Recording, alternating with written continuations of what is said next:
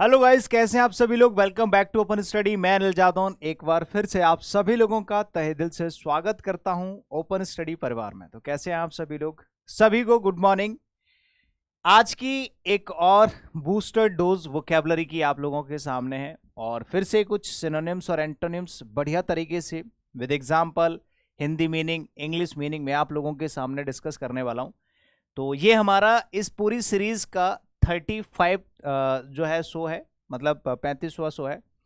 तो देखते हैं, हर रोज हम लोग कुछ ना कुछ वोकेबलरी सीखते हैं और मैं कोशिश करता हूं कि बेहतरीन से बेहतरीन कंटेंट मैं आप लोगों को प्रोवाइड कराऊं जो अपकमिंग एग्जामिनेशन के पॉइंट ऑफ व्यू से मस्ट होते हैं। ठीक है, अगर आप लोग एक बार क्लास लेके जा रहे हो तो कहीं ना कहीं आपको उसका फायदा मिलेगा, और फायदा ऐसे नहीं मिलेगा, बहुत अच्छे तरीके से आपको उसका बेनिफिट मिलता है सेलेक्टेड वर्ड्स के साथ।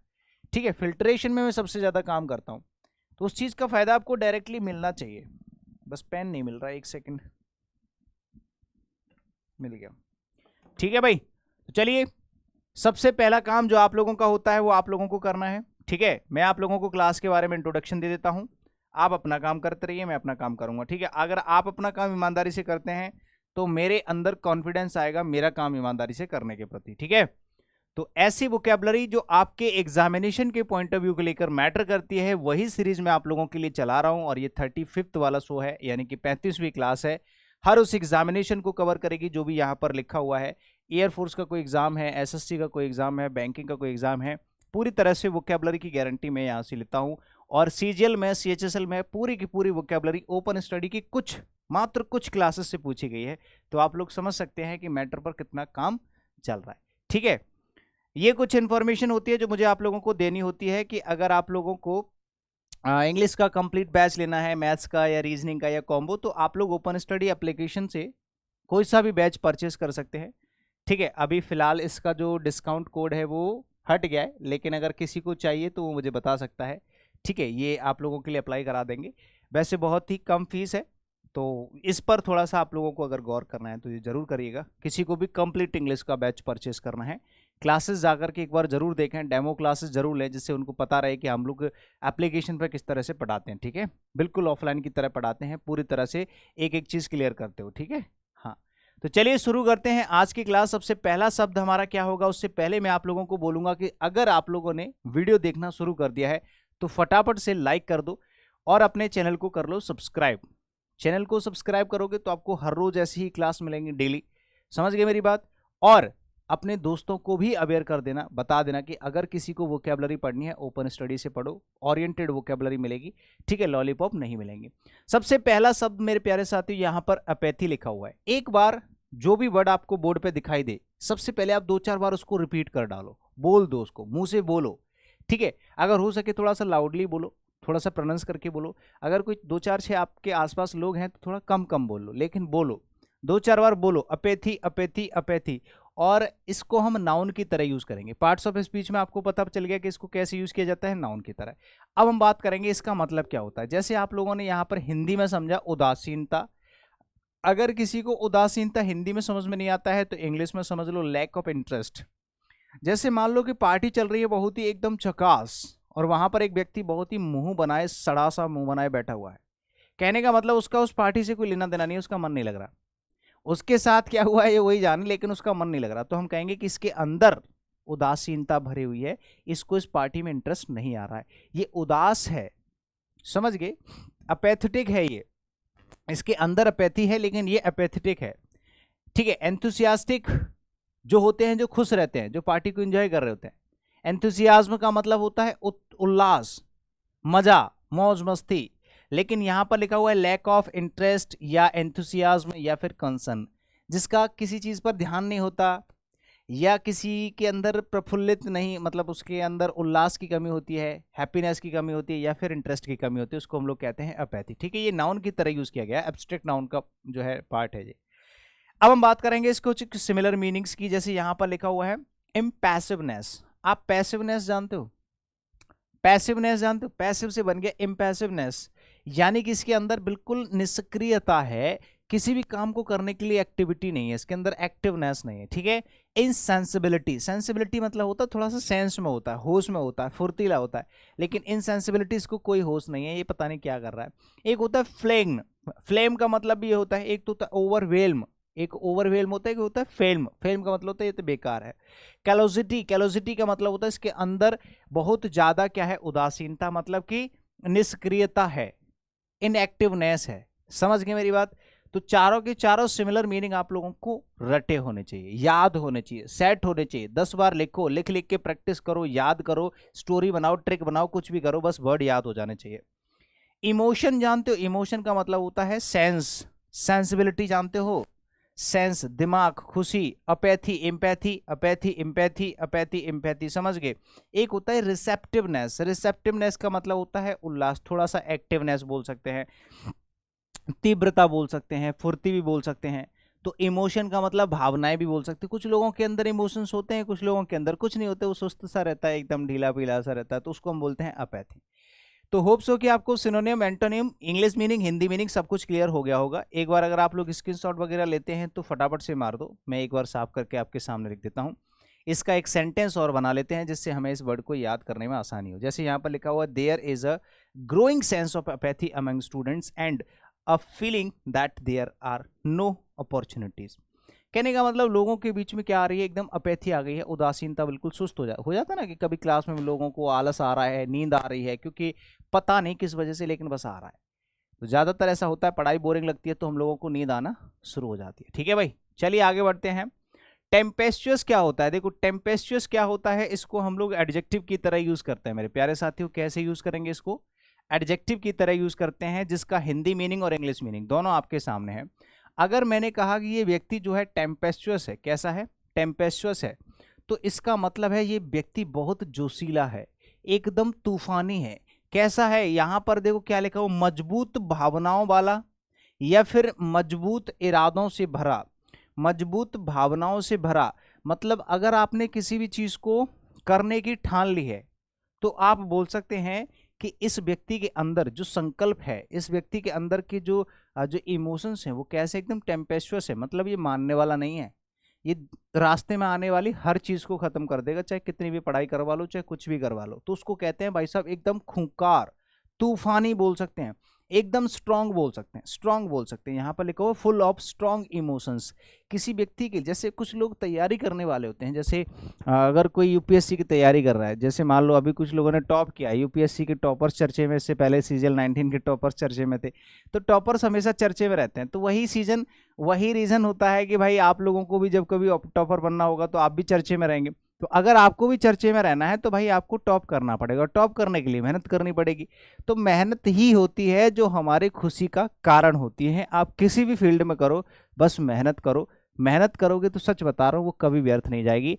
इस फील्ड में नहीं तो वही मेहनत आपके किसी दूसरे फील्ड में काम आएगी। अगर एक चीज आपको नहीं मिली तो वो जो मेहनत आपने करी है ना, वो आपके जीवन भर काम आएगी, वो व्यर्थ नहीं जाएगी। तो जीवन भर के लिए आप मेहनत करो, सिर्फ एक चीज को पाने के लिए मत जो है पढ़ो या तैयारी करो या मेहनत करो कि सिर्फ मुझे जॉब लेनी है। आप सिर्फ मेहनत करो, बाकी उस चीज का, उस मेहनत का आपको बहुत ज्यादा आगे तक फायदा मिलेगा। ठीक है, तो आंख बंद करके बस मेहनत करते चलो सही डायरेक्शन में, बस इतना ध्यान रखना।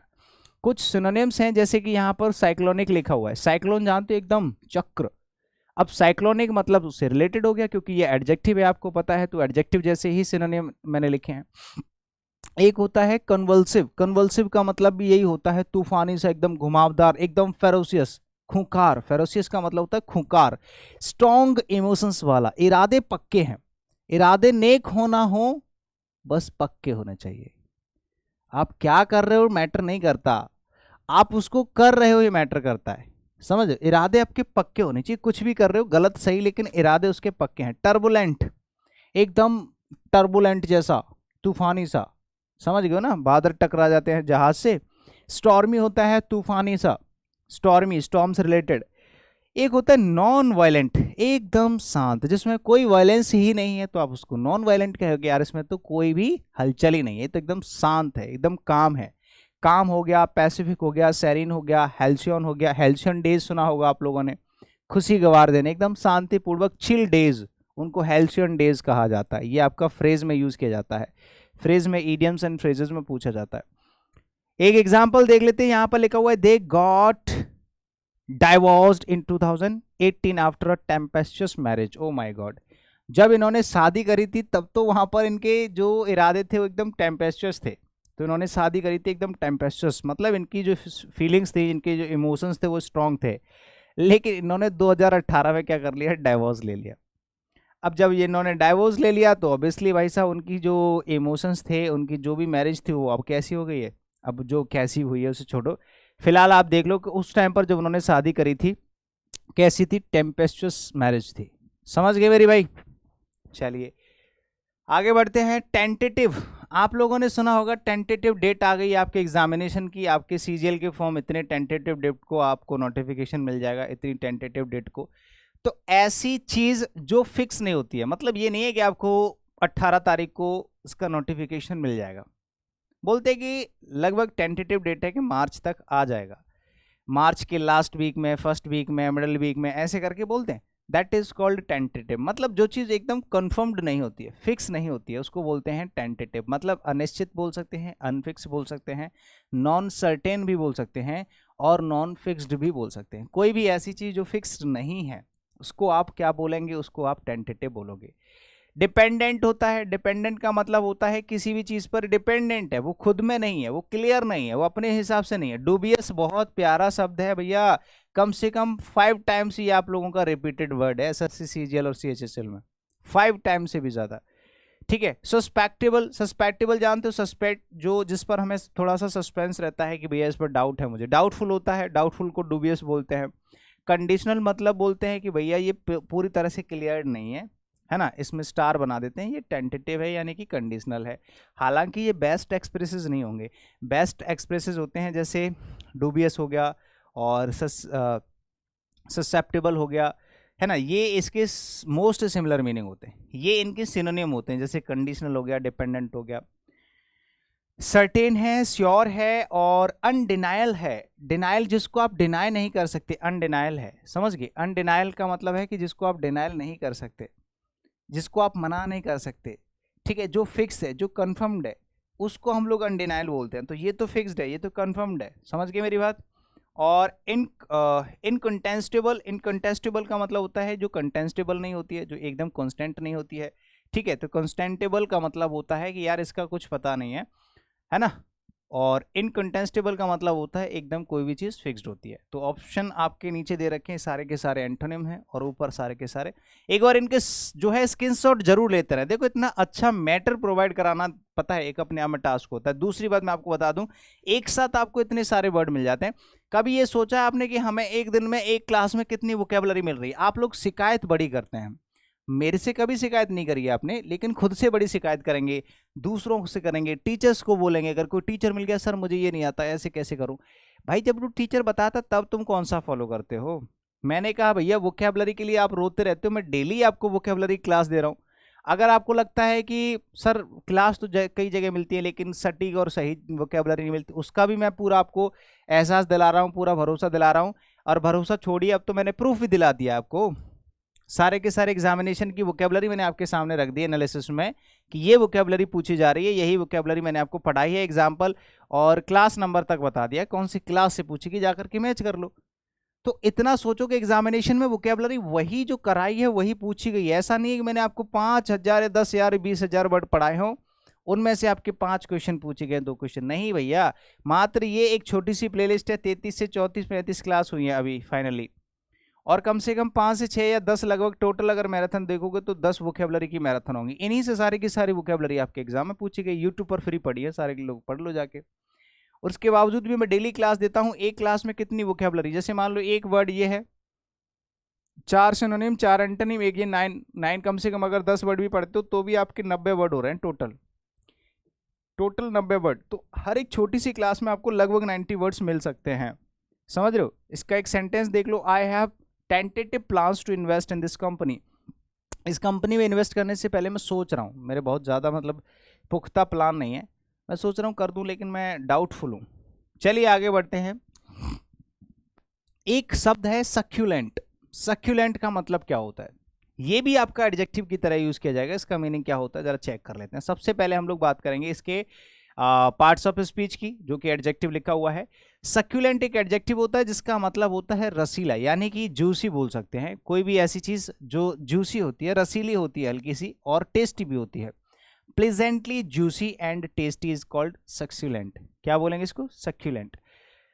जरा इसके सिनोनिम्स देख लो। जैसे जूसी लिखा हुआ है, पल्पी लिखा हुआ। पल्पी मतलब होता है रवादार, हल्का सा, है ना, गुदगुदा, तो उसको बोलते हैं पल्पी। जैसे कि आप जो मैंगो सॉरी ऑरेंज खाते हो, ऑरेंज का जो अंदर का गूद सा होता है उसको बोलते हैं।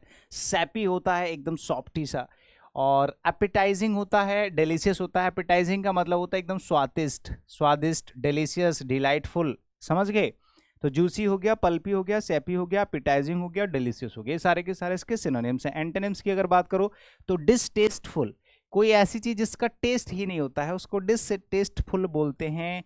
और इंसिपिड बोलते हैं। इंसिपिड का मतलब होता है यार ये तो मजा नहीं दे रही, ये तो बहुत बेकार सी चीज है, उसको इंसिपिड बोलते हैं। टेस्टलेस क्या होता है जरा चेक कर लेते हैं। टेस्टलेस मतलब जिसमें टेस्ट नहीं होता। और अनसेवरी, अनसेवरी का मतलब जो चीज सॉफ्ट नहीं होती है। ड्राई मतलब सूखा, एकदम बेकार सा। एक सेंटेंस देख लो, इससे क्लियर हो जाएगा। N orange is an example of succulent fruit. Succulent fruit, तो मैंने अभी अभी आपको ऑरेंज का एग्जाम्पल दिया था। ऑरेंज कैसा फ्रूट होता है? एक सक्यूलेंट फ्रूट में से एक होता है, और भी फ्रूट होते हैं। अच्छा, एक शब्द है सीटाडेल। सीटाडेल बहुत इंपॉर्टेंट वर्ड है, ये आपका पहले कई बार 2-3-4 बार पूछा जा चुका है एसएससी एग्जामिनेशन में। तो मैं आपको बताऊंगा कि यहां पर जो आपका सीटाडेल वर्ड लिखा हुआ है इसका मीनिंग क्या होता है, और इसको आप ट्रिक से भी कैसे याद कर सकते हैं वो भी बताऊंगा। सीटाडेल जो शब्द होता है इसको हम एज अ नाउन यूज करते हैं। जरा ध्यान पूर्वक सुनिएगा। वीडियो को लाइक कर दो फटाफट से अभी, जल्दी से सभी लोग जल्दी से वीडियो को लाइक करो, कमेंट करके बताओ क्लास कैसी लग रही है। जल्दी से फटाफट अभी जब मैं आपसे बोल रहा हूं तो कर दो, ठीक है। चैनल पर अगर आप नए हो, अगर आप पहली बार रैंडम क्लास देख रहे हो, चैनल को सब्सक्राइब करो, ठीक है। ऐसी क्लास आपको दोबारा नहीं मिलेगी कहीं पर भी, तो जल्दी से ये काम आप अपने आप कर लिया करो। ओपन स्टडी एप्लीकेशन आपके मोबाइल में होना चाहिए, जिससे आपको फ्री की चीजें भी मिल सके। अभी फ्री की चीजें बहुत सारी आने वाली हैं, ठीक है। तो सीटाडेल जो होता है ये आपका नाउन की तरह यूज किया जाता है, जिसका मतलब होता है दुर्ग। दुर्ग यानी कि फोर्ट, जो किला होता है ना, उसी को हम लोग सीटाडेल बोलते हैं। इसके 2-3 सेंस बताऊंगा। देखो, आप इस सीटाडेल वर्ड को और इसके जितने भी सिमिलर मीनिंग होते हैं इनको 2 तरह से पढ़ सकते हैं। एक तो होता है इनका मतलब दुर्ग, गढ़ होता है एक ऐसा एरिया जो पूरी तरह से सिक्योर्ड होता है, जिसको आप या कोई भी व्यक्ति आकर के अटैक नहीं कर सकता, उसको तोड़ नहीं सकता। समझ रहे हो? स्ट्रांग होता है, बहुत ज़्यादा स्ट्रांग होता है, तो उसको हम लोग बोलते हैं सीटाडेल। एक तो किला हो गया, ये किसी सिक्योरिटी के लिए भी इस्तेमाल कर सकते हैं। सीटाडेल का मतलब होता है कोई भी ऐसी चीज़ जिसको जीता ना जा सके, है ना। हाँ, तो एक और वर्ड होता है वॉइड्सन, अभी इसमें आएगा सिनोनियम में, ये रहा बोस्टन, बोस्टियन सॉरी। बॉस्टियन जो वर्ड होता है ना, ये भी ऐसा ही होता है। बॉस्टियन का मतलब होता है एक ऐसा कवरेज जिसको आप आसानी से जो है क्रॉस नहीं कर सकते, उसको सिटाडेल कास्टल बोलते हैं। कास्टल तो जानते हो महल होता है। फोर्टिफिकेशन, फोर्टिफिकेशन मतलब किसी को इस तरह से स्ट्रेंथन करना, स्ट्रेंथन करना, उसकी शक्ति बढ़ाना, उसको ऐसा अभेद बना देना जिससे हर कोई इसको तोड़ ना पाए, ठीक है। रैम्पार्ट होता है, रैम्पार्ट का मतलब भी सेम यही होता है। रैम्पार्ट मतलब, समझ गए मेरी बात? तो बास्टियन हो गया, रैम्पार्ट हो गया, फोर्टिफिकेशन हो गया, कास्टल हो गया। समझ गए? एक होता है वीक स्पॉट, एक ऐसी जगह जिससे हर कोई उसको तोड़ के निकल जाए। वीक स्पॉट होता है, एक वीक होल्ड होता है, वीकनेस होती है। तो ये तो हो गया, देखो दोनों तरह से आप समझ सकते हैं। इसके जो ऑपोजिट मीनिंग्स हैं वो एक तरीके से कमजोरी की तरह यूज की जा रहे हैं, ऊपर के मतलब चीजें एकदम स्ट्रांग हैं। सेंटेंस आप देख रहे होंगे कि British public schools are regarded as one of the last bastions of upper class privilege. यानी कि जो ब्रिटिश सरकार की तरफ से जो स्कूल हैं वो एक तरीके से कैसे रिगार्ड किए गए हैं? One of the last Bastian of upper class privilege. जितने भी स्कूल हैं जिनको अपर क्लास के प्रिविलेजेस दिए गए हैं, उनमें से जितने भी हमारे बास्टियंस हैं उनमें से एक है कौन? ब्रिटिश पब्लिक स्कूल्स, है ना। मतलब बहुत अच्छे लेवल के स्कूल्स होते हैं, तो हमेशा से ही ब्रिटिश पब्लिक स्कूल्स जो हैं वो उनकी लिस्ट में से हैं, उन्हीं में से हैं। आगे बढ़ते हैं। एक वर्ड है एक्सपेंडिशियस, देखो सॉरी एक्सपीडिशियस, एक्सपीडिशियस है। एक्सपीडिशियस को पढ़ोगे, इसका मतलब क्या होता है? इसके पार्ट्स ऑफ स्पीच का नाम होता है सब कुछ जान लेंगे मेरे भाई। सबसे पहले इसको 2-4 बार आप रिपीट करो जिससे आप इसको बोल पाओ। जैसे मैं पढ़ूंगा एक्सपीडिशियस, एक्सपीडिशियस, एक्सपीडिशियस, एक्सपीडिशियस, एक्सपीडिस। तो 2-4 बार जैसे पढ़ोगे ना तो ये फेमिलियर सा होने लगेगा आपको, आप इससे थोड़ा सा फेमिलियर से हो जाओगे। जब आप इसको रिपीट करोगे आपके अंदर से बातें जैसे आप बार बार रिपीट करोगे तो कॉन्फिडेंस आएगा, तो है ना, कॉन्फिडेंस आता है जब इसको बोलते हैं। तो इसका मतलब क्या होता है, सबसे पहले तो इसके पार्ट्स ऑफ स्पीच का भी नाम पढ़ लेना। एडजेक्टिव की तरह हम लोग इसको यूज करते हैं, जिसका मतलब होता है अति शीघ्र, मतलब बहुत जल्दी करना, प्रॉम्प्ट बोल सकते हैं। प्रॉम्प्ट एक बहुत अच्छा शब्द होता है, ठीक है। Done with speed and efficiency, मतलब आपने कहा कि आज मुझे घर जाना है, बेटा तुझे कल ना ट्रिप पे जाना है, आज का आप पूरा फटाफट काम कर लो और जितनी जल्दी काम खत्म कर लोगे उतनी जल्दी चले जाओगे। तो आप क्या करोगे, आप 2-4 दिन का काम इकट्ठा एक साथ कर दोगे, 2 दिन के काम को आप 1-2-4 घंटे में कर दोगे, इतनी स्पीड से, और पूरी दिन रात एक कर दोगे, पूरी एफिशिएंसी, पूरी क्षमता के साथ किसी काम को करना, और वो भी जल्दी करना, क्योंकि भाई साहब आपने शीघ्र कर दिया उसको। अति शीघ्र मतलब जरूरत से पहले। अलैक्रिटी एक वर्ड होता है जिसका मतलब होता है क्या, फुर्ती, और अलैक्रिटी होता है फुर्ती, और अलैक्रिटस होता है फुर्तीला, यानी कि तुरंत, फटाक से, इमीडिएट। मैंने कहा कि इसने इमीडिएट एक्शन लिया, मतलब तुरंत। प्रॉम्प्ट एक शब्द होता है जो कि मोस्ट इंपॉर्टेंट है, कई बार फ्रिक्वेंटली पूछा गया है।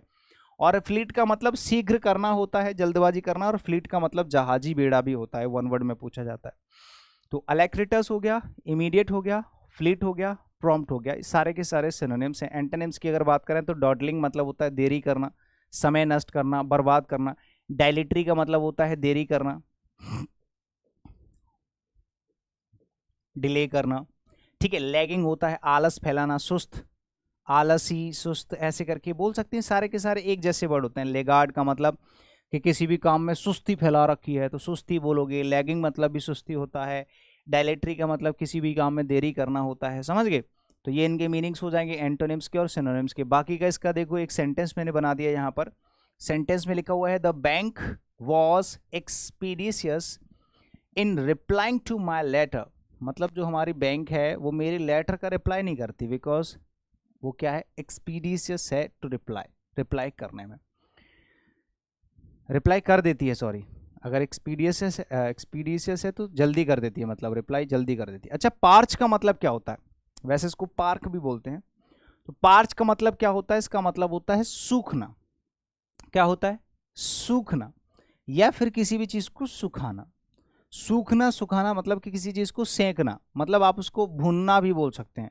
तो पार्च का मतलब होता है सुखाना, भुनना, सेंकना, उसको ड्राई करना। क्या करना, मेक और become dry, tough, intense heat dry, sorry, make और become dry through intense heat, मतलब किसी चीज पर बहुत ज्यादा हीट डाल के उसको ड्राई करना। जैसे आप लोगों ने बहुत सारी रोस्टेड चीजें खाई होंगी, जैसे जो क्या बोलते हैं उसको, अरे जो भुट्टा होता है उसको खाते हैं ना, वो हिंदी में बोलते हैं तो कॉर्न जो होते हैं ना वो। और कई बार आपने जैसे चिकन विकन खाते हैं लोग, और टिक्का विक्का खाते हैं ये लोग, तो इनको क्या करा जाता है, इनको सेंका जाता है, मतलब इनको पार्च किया जाता है। तो मेक और become dry through intense heat, ज़्यादा हीट पर उन चीज़ों को जब ड्राई किया जाए तो उसको बोलते हैं।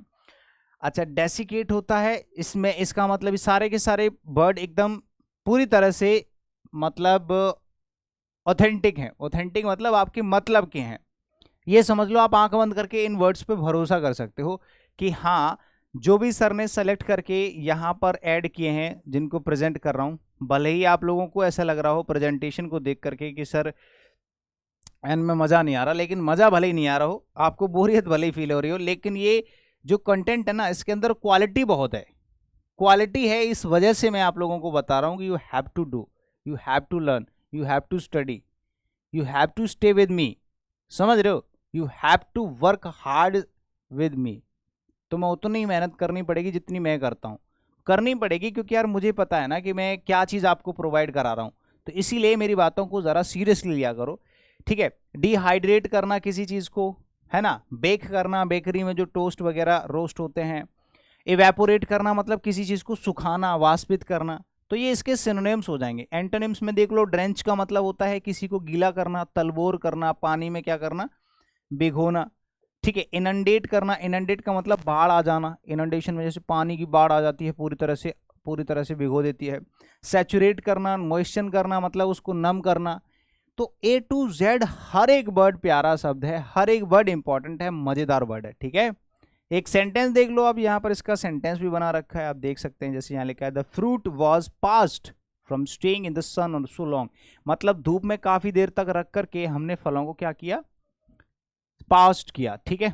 चलिए, तो ये थे कुछ बहुत प्यारे प्यारे से शब्द, मैंने आप लोगों की आज की क्लास को थोड़ा सा स्पीड अप करके कम टाइम में ज्यादा से ज्यादा वर्ड्स एक्सप्लेन किए हैं। मैं जाते जाते बस एक ही बात बोलूंगा कि अगर इंग्लिश आप लोगों को किसी भी एग्जामिनेशन के लिए 100% पढ़नी है, कि सर मुझसे कुछ भी ना छूटे, A to Z मुझे इंग्लिश सीखनी है किसी भी एग्जाम के लिए, और स्पेशली SSC के लिए, अगर आपको किसी भी एग्जाम, चाहे आप CGL मेंस देना चाहते हैं, CPU देना चाहते हैं, स्टेनोग्राफर देना चाहते हैं, MTS देना चाहते हैं, CHSL देना चाहते हैं, या फिर दिल्ली पुलिस की तैयारी कर रहे हैं, हेड कांस्टेबल में जो मिनिस्ट्रियल एग्जाम है उसमें इंग्लिश आती है, किसी भी एग्जाम के लिए you can join English special foundation class on open study application right now, जिसकी वैलिडिटी तब तक रहेगी जब तक आप चाहें, जब तक आपका पेपर नहीं हो जाता, जब तक पढ़ते पढ़ते बोर नहीं हो जाते, तब तक के लिए वैलिडिटी रहेगी। You can call on these numbers और कॉन्टेक्ट मी डायरेक्टली। मैथ्स का भी आपको उतने में ही मिल जाता है 599 में, इंग्लिश में भी आपको 599 में, रीजनिंग भी आपको, रीजनिंग और सस्ती मिल जाएगी, आपको 399 में मिल जाएगी, ठीक है। कॉम्बो लेते हो तो दो कॉम्बो बैच है, मैथ्स रीजनिंग इंग्लिश पूरा कॉम्बो ले लो, डेमो क्लासेस ले सकते हैं, सब कुछ देख लो, आराम से पढ़ो और मजे करके आओ। ये काम बस आपका होता है कि वीडियो को लाइक करना, कमेंट करना, शेयर करना और चैनल को सब्सक्राइब करना, अपने दोस्तों को बताना, ठीक है, कि ओपन स्टडी आपका परिवार है, इसको थोड़ा सा बड़ा करना है, ये सब काम आपके हैं, ठीक है। तो आप अपना काम ईमानदारी से करोगे, मुझे कॉन्फिडेंस आएगा मुझे अच्छा लगेगा, मोटिवेशन आएगा, तो मैं आप लोगों के लिए और अच्छा कर पाऊंगा, ठीक है। तो इतना सपोर्ट किया है तो हमेशा आगे के लिए भी आप लोग सपोर्ट करते रहेंगे, उम्मीद है ऐसी मेरी। चलिए, बहुत बहुत शुक्रिया, थैंक यू सो मच। मिलते हैं अगले सेशन में कुछ बढ़िया सा और लेकर के, तब तक के लिए आप सभी लोगों को धन्यवाद। नेक्स्ट टाइम जरूर मिलेंगे, ठीक है भाई, बाय बाय।